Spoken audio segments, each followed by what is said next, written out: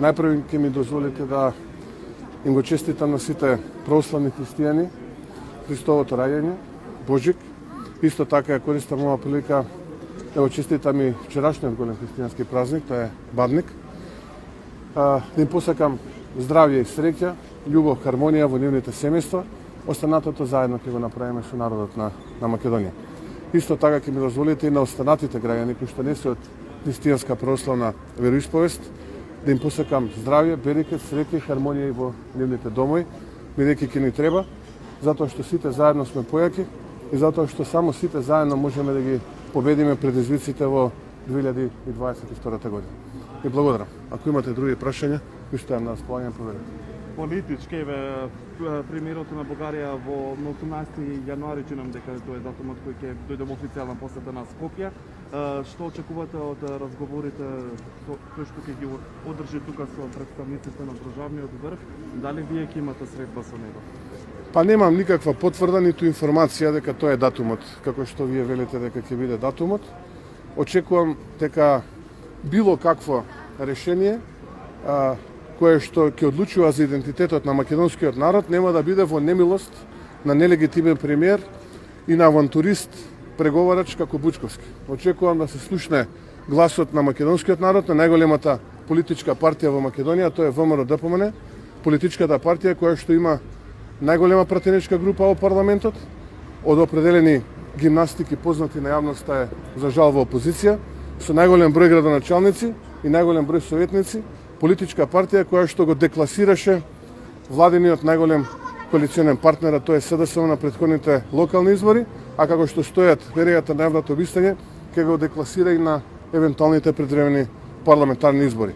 Овој премиер, мандатар, кој што ќе предложи составот на владата, нема кредибилитет да преговара од името на македонскиот народ за неговиот идентитет, а уште помалку авантуристот Бучковски да дава било какви ветувања на дневна основа да ја гази преговарачката позиција која што со години, да не речам децении е градена. Така што, да сумирам, очекувам не само од Петков, очекувам и од сите оние кои што го фасилитираат процесот, да го слушнат гласот на најголемата политичка партија, која што има што да каже по оваа прашање. Ќе му ги кажете ли овие позиции на Петков лично? Апсолутно, јас ова не го зборувам тајно, го зборувам јавно пред сите медиуми.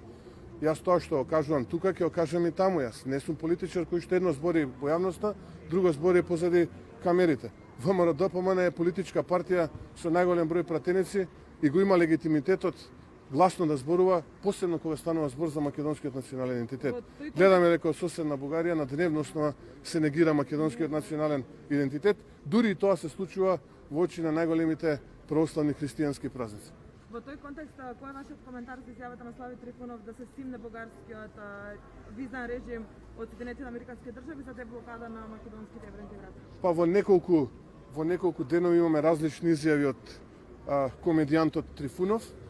Во неколку денови гледаме како останатите коалициони партнери во владата го демантираат. Немам што да дадам дополнително како коментар на изјавите на комедијантот Трифунов, кој што е еден од главните промотори и македономрсци промовирани во јавноста изминатиот период. Прашање дома да се вратиме. Спроведуваат имиња за составот на новата влада, за имиња на министри, и мандатарот би ги предложил во понеделник натака. Што очекувате од таа влада, од него како мандатар, што очекувате на политички план од 2022? Често говоревте, избори се треба да се случат. Човек кој што се нафаќа да биде мандатара без притоа да го има легитимитетот на народот, доволно ви кажува за каков карактер и за каков лик станува збор. Не очекувам ништо друго освен продолжување на политиките на заевизм. Избори? Очекувам оваа година да има избори, тоа мора да се случи затоа што треба да се даде можност народот да избере политичка влада онаква каква што народот ја посакува. Стравот во владата е дека ВМРО-ДПМН ќе извојува голема победа на тие избори и стравот во владините коалициони партнери е дека ќе нема кој да го уценува ВМРО-ДПМН, ќе води политика која што ќе се бори против криминалот и корупцијата, политика која што ќе се базира на реформи во општеството, политика на прогрес, силна економија, реформи во економијата и нема да биде уценувана од разни лични интереси, како што денеска сме сведоци на позарењата при формирањето на новата влада од разни поединци кои што се дел од тоа парламентарно мнозинство. Тоа е стравот, инаку нема друг страв. И затоа се гребат колку можат повеќе да обстанат, за да можат да го плячкат народот и да уживаат во привилегиите на власта. А народот е тој кој што треба да одбере влада која што народот е посакал. Кога би се одржале предвремените избори? Оваа година. Мислов на период. Не би можел да кажам, дозволете да не бидам јасно видец, да оставиме во политиката процесите се сериозни процеси и тие да се одвиваат согласно нормалните текови, да не гатаме сега кога како. Може само уште едно прашање во врска со преговорите.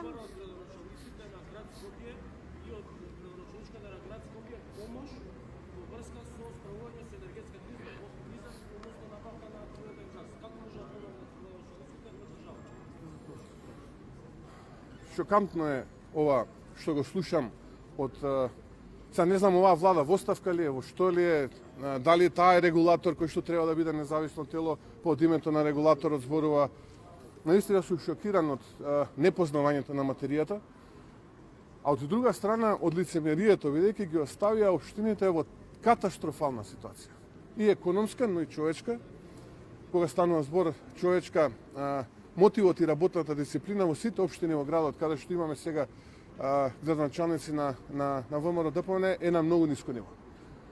И се дрзнуваат грубо да го манипулираат народот, мислејќи дека на тој начин ќе покријат својата неспособност. Но се лажат. Народот е мудар. И овие очајнички обиди на луѓето кои што продолжуваат да се дават во собственото политичко блато или мочуриште, ќе бидат жестоко казнати на предвремените парламентарни избори. Народот не треба да очајува, не треба да губи надеж. Доаѓаат луѓе кои што се од народот и ќе работат само за интересите на народот, а не за собствените или тесно партиските интереси. Човекот кој што пледира да биде премиер, честиташе нова година без македонското национално знаме. Тоа доволно ви говори за каква влада станува збор и за каков човек станува збор. Немам што да додам повеќе. Во однос на македонско-бугарските односи, што само би ме прашала, дали очекувате поместување на работите позитивно со најавениот нов пристап? Не очекувам, сум го кажал, тоа ќе го повторам. Позадината на проблемот е резолуцијата во бугарскиот парламент, што впрочем го потврди и председателот Радев. И ги искара министрите во новата влада на Петков да не попуштаат во барањата. Тоа е доволно јака порака и силна порака. Се додека оваа резолуција е во функција, се додека оваа резолуција има сила на закон, ние ќе бидеме подложни на уцени од страна на нашиот источен сосед, хегемонички барања од пред неколку векови, наместо заедно да градиме иднини, да гледаме неколку векови напред.